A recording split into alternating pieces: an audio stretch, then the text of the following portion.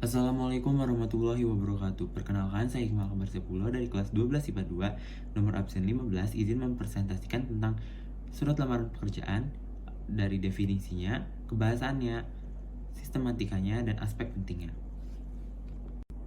Sebelumnya, saya di sini membagi surat tersebut menjadi dua, yaitu surat yang diketik dan surat tulis tangan. Kenapa saya bagi dua? Yang pertama, surat diketik. Surat diketik untuk mengoptimalkan presentasi hari ini. Nah, sedangkan untuk tulis tangan, kenapa ditulis tangan? Karena sebagaimana mestinya, surat lamaran pekerjaan harus ditulis dengan tangan secara rapi. Definisi surat lamaran pekerjaan. Surat lamaran pekerjaan adalah surat yang ditulis oleh seseorang yang melamar kepada suatu instansi atau lembaga, dan caranya itu ditulis, bukan diketik. Aspek penting surat lamaran pekerjaan. Aspek penting surat lamaran pekerjaan dibagi menjadi dua, yaitu tesis dan juga argumentasi. Nah, seharusnya tuh ada tiga, yaitu ada penegasan ulang. Tetapi di kurikulum terbaru, kali ini cuma ada dua, yaitu tesis dan argumentasi.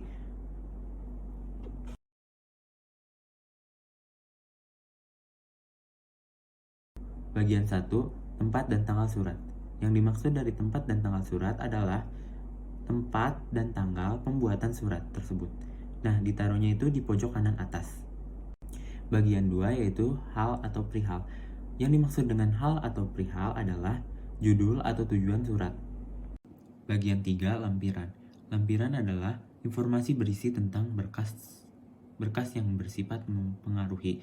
Contoh, fotokopi KTP, fotokopi ijazah, daftar riwayat hidup. Nah, bisa ditulis sebagai satu berkas atau jumlah dari kertas tersebut, termasuk foto. Jadi bisa disebut 8 lembar ataupun satu berkas, kalau yang contoh saya. Yang selanjutnya, bagian 4, yaitu ada nama dan alamat surat. Nama dan alamat surat ini hanya sebatas pendalaman ya. Untuk nama dan alamat surat harus jelas.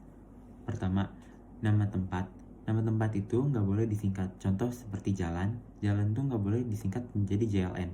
Nah, udah gitu, kepada yang terhormat atau kepada yang dihormati atau YTH, Y-nya itu harus huruf besar. Nah, dilanjut dengan T dan H yang hurufnya kecil dan dikasih titik. Bagian 5, salam pembuka. Untuk salam pembuka, diusahakan untuk sapaan umum ya. Jadi kalau bisa untuk kata assalamualaikum, salam kebajikan, dan seperti itu untuk ditujukan kepada surat lamaran pekerjaan yang lebih cakupannya ke agama tersebut. Nah, untuk yang kata dengan hormat seperti yang saya contohkan, itu huruf depan dari masing-masing kata tersebut harus huruf kapital. Yang selanjutnya, bagian 6, pembuka. Pembuka adalah paragraf yang berisi pembukaan dan ditaruh setelah salam pembuka. Yang ketujuh yaitu ada isi surat. Isi surat berisi tentang identitas, pengalaman pribadi, dan juga lampiran. Yang pertama itu ada identitas. Contohnya nama, tempat tanggal lahir, alamat, email, nomor telepon, dan juga pendidikan terakhir. Yang pertama yaitu ada nama. Nama itu setiap huruf depannya itu harus kapital dan diakhiri titik. Yang kedua yaitu ada alamat. Alamat itu tidak boleh singkat-singkat seperti jalan, harus jalan bukan JLN. Yang ketiga yaitu ada tempat tanggal lahir. Tempat tanggal lahir itu untuk formatnya sama juga dengan tempat tanggal pembuatan surat, yaitu ada tempat, tanggal, bulan, dan tahun.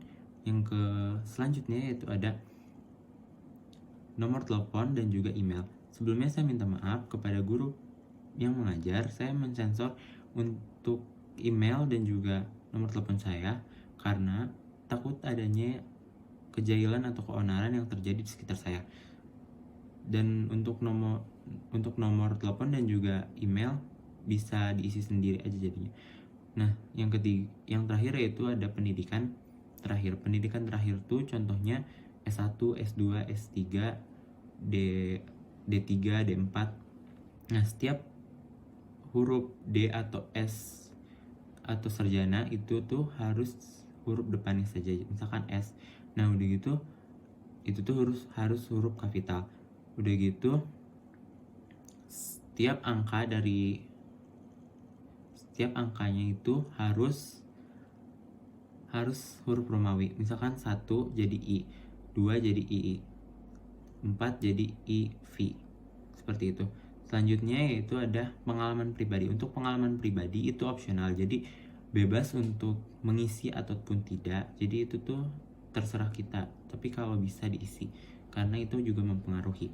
Selanjutnya yaitu ada lampiran. Untuk lampiran yang saya bawa itu ada foto 3x4, foto ijazah, fotokopi ijazah, fotokopi transkripsi nilai, fotokopi uji lulus TOEFL, daftar riwayat hidup atau kurikulum vitae atau CV, surat keterangan sehat itu tuh dari puskesmas. Udah gitu surat keterangan tidak buta sama juga itu dari puskesmas. Dan terakhir yaitu ada surat berperilaku baik dari kantor kepolisian. Yang kedelapan yaitu ada penutup dan salam penutup. Nah, karena di setiap ada pembukaan pasti ada penutupan. Makanya untuk pembuka itu salam pembuka baru pembuka. Sedangkan penutup dulu baru salam penutup. Nah, ini tuh ditulis secara sopan dan juga simpatik. Yang terakhir dari sistematika surat yaitu ada tanda tangan dan nama. Untuk nama ditulis secara lengkap dengan gelar. Dan untuk tanda tangan, mohon maaf saya juga mensensor tanda tangan saya. Takutnya ada keonaran di sekitar saya. Yang selanjutnya ada unsur kebahasaan. Unsur kebahasaannya itu pertama, ketepatan pilihan bahasa. Bahasanya itu harus dengan salam pembuka, salam penutup, dan juga menggunakan kalimat sapaan. Selanjutnya yaitu ada 5 jenis sumber pelamar. Contoh iklan, pengumuman resmi, pencari pekerjaan, informasi seseorang, dan inisiatif. Nah, untuk misalkan contoh dari surat kabar. Surat kabar itu harus ditulis jelas surat kabar dari mana. Sedangkan yang saya gunakan itu web ya. Jadi web itu harus ditulis secara lengkap dengan linknya. Selanjutnya itu kalimat harus jelas dan juga tidak ada kegandaan kata dan juga tidak memiliki makna ambigu. Dan terakhir yaitu harus menggunakan kata PUBI sesuai dengan PUBI, yaitu Pedoman Umum Ejaan Bahasa Indonesia. Sekarang udah ganti kan, bukan EYD lagi, sekarang udah jadi PUBI. Mungkin sekian dari saya, kurang lebihnya mohon maaf. Wassalamualaikum warahmatullahi wabarakatuh. Makasih.